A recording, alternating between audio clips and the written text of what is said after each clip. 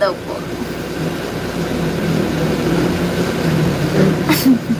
May basher po ay, "Hi Carla, nakailang date kayo ni David nung wala si Jomar?" Grabe naman po iyan. Grabe naman po ikaw. Samantalang di nga po kami nagkakasama ni kuya ko. Hi! Alam, ma-enlive na po ako, tita. Nag-aaway-away na po dito sa comment section po ay. Huwag po kayo mag-away-away po.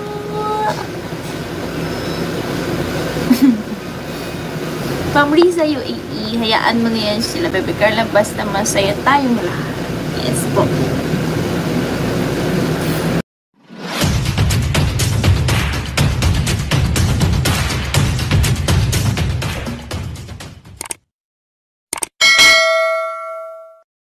Okay, mga kalingap, isa na muli mapagpalang umaga, tanghali, gabi po sa inyo lahat. Sana po ang lahat ay nasa mabuting kalagayan at ligtas sa anumang kapahamakan. Ako po muli ang inyong lingkod, Maestro 21 TV, at sa ating video ngayong araw na ito, mga kalingap, ay pag-usapan nga po natin ang maikling video clip po na inyo pong natunghayan sa unahan po ng video ito. At ito nga po yung sinasabi ng buzzer na tinatanong po doon sa live po ni Baby Carla kung nag-date daw po sila, kung nakailan date daw po sila ni Kalingap David o ni David, mga kalingap.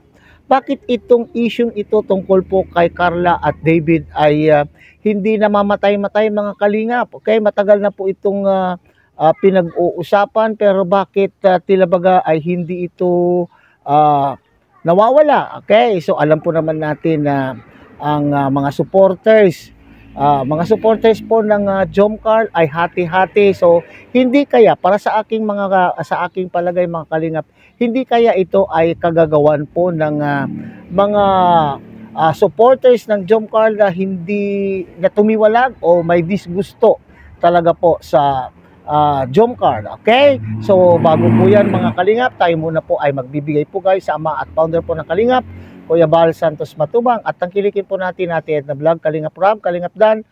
At syempre, kung bagong silip lang po kayo sa munting channel na ito, sana po ay inyo rin pong tangkilikin sa pamamagitan po ng pagbibigay nyo po ng like, share, and subscribe.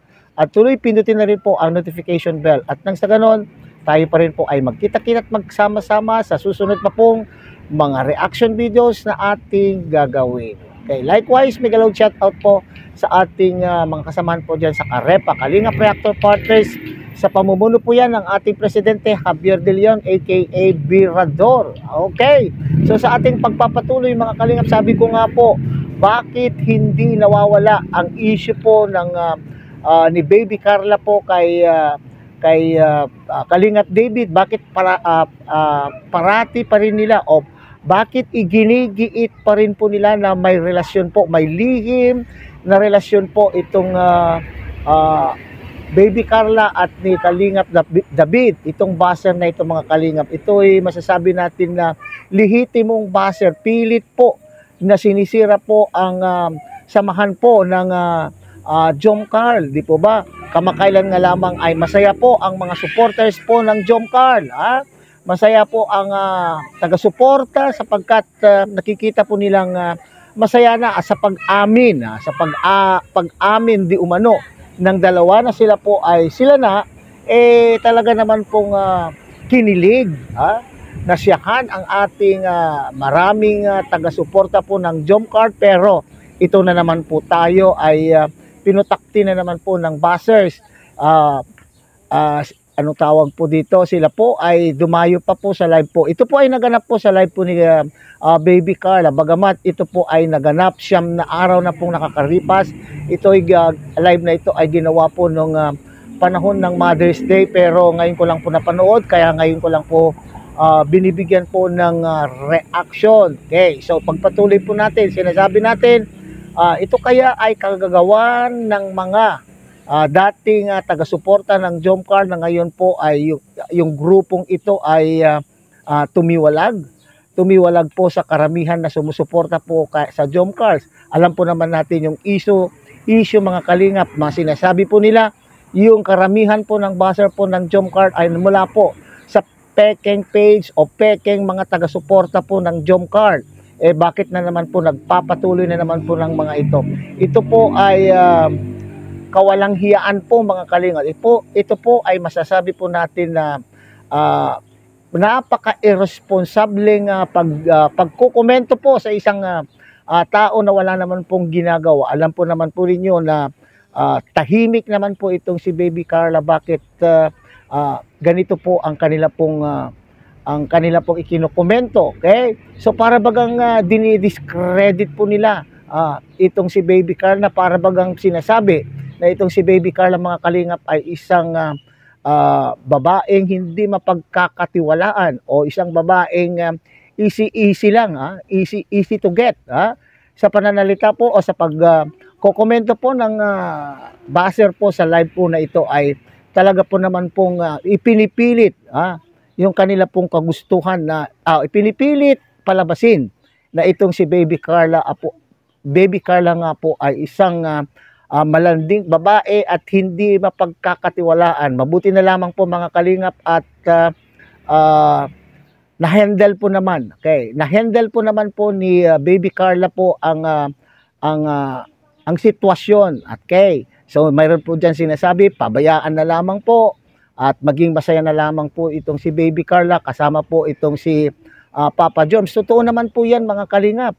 Wag nang pagpapapansinin. Alam po naman po natin itong mga bashers na ito ay inggit lang po. Kung inggit po kayo at ayaw po niyong sumuporta sa samahang o sa love team po ng Jomcar, bakit pa kayo nagtsatsagang manood po at para kayo po ay makapagkomento at masaktan? Pero sa inyong ginagawa, lalong tumitibay po itong si Baby Carla. Nakita naman po ninyo yung kanya pong reaction po nung binasa po niya yung inyo pong komento ay para bagang hindi po siya naapektuhan. Tumatawa po nga itong si Baby Carla. So kung kayo po ay inggit pikit na lamang po kayo. So tama lang po yan Baby Carla, wag mo nang pansinin, pero mas maganda po sana kung sa ganitong pagkakataon o sitwasyon ay wag mo nang basahin po ang mga komentong mapanira po sa inyo ni Papa Joms, hindi po ba?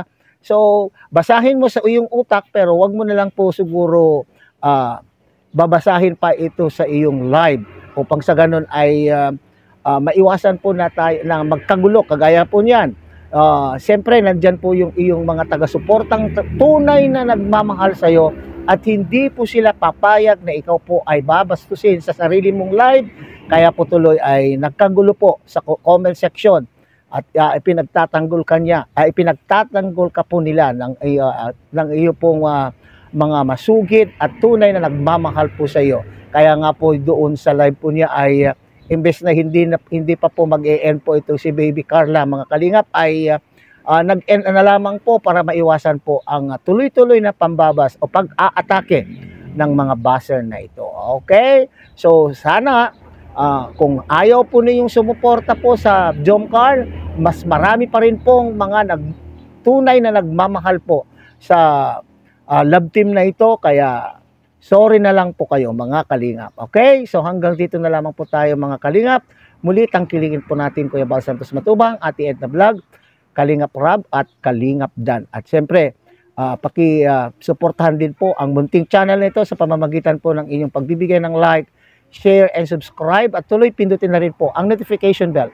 At nang sa ganon tayo pa rin po ay magkita-kita, magsama-sama sa susunod pa pong mga reaction videos na ating gagawin. Muli isang mapagpalang umaga, tanghali, gabi po sa inyo lahat. Mabuhay po kayo at God bless everyone.